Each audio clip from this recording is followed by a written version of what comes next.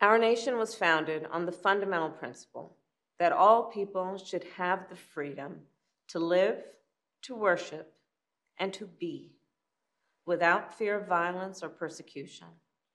Every person has the right to live safe from violence, hate, and bigotry.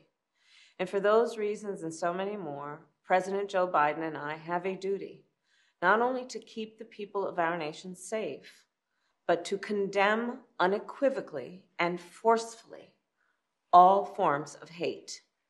Since we took office, President Biden and I have fought to uphold that duty.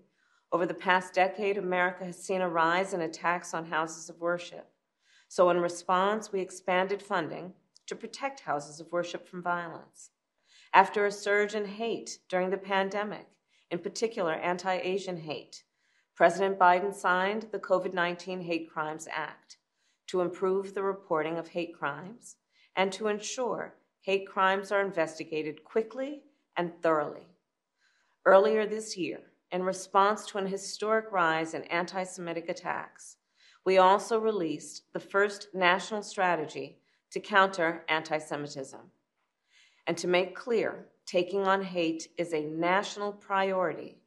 President Biden and I held the first White House summit to address hate-fueled violence, and we brought together religious leaders, community leaders, and survivors to continue our work to keep all Americans safe. And today, we take another important step forward in our fight against hate. For years, Muslims in America and those perceived to be Muslim have endured a disproportionate number of hate-fueled attacks.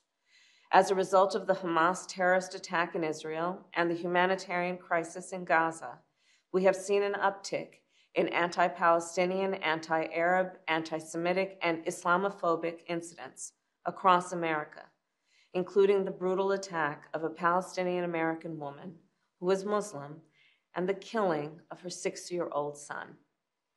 A senseless act of violence that the Department of Justice is investigating as a hate crime. For so many people in our nation, the past few days and weeks have brought about all too familiar fears. Fears that they will be targeted, profiled, or attacked simply because of who they are, how they worship, or how they look. And so today, I am proud to announce the Biden-Harris administration will develop our nation's first national strategy to counter Islamophobia. This strategy will be a comprehensive and detailed plan to protect Muslims and those perceived to be Muslim from hate, bigotry, and violence, and to address the concern that some government policies may discriminate against Muslims. For example, the so-called Muslim ban, which President Biden revoked on our first day in office. So here's the bottom line. In America, no one should be made to fight hate alone. And in this moment, then, let us all clearly say, a harm against any one of us is a harm against all of us.